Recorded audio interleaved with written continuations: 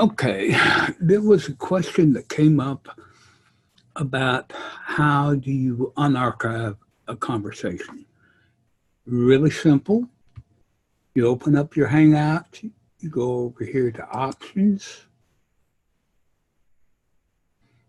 come down here, archived Hangouts, you click that. It will bring up all your archived comments or conversations, I mean.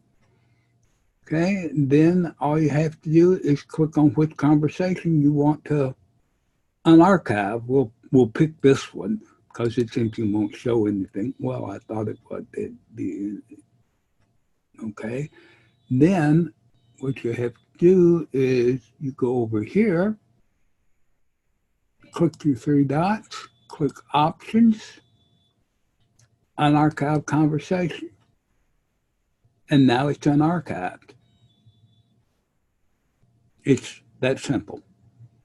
So I'm going to stop the recording, and then I'll stop the sharing and get this up where you can see it. We're going to stop the recording.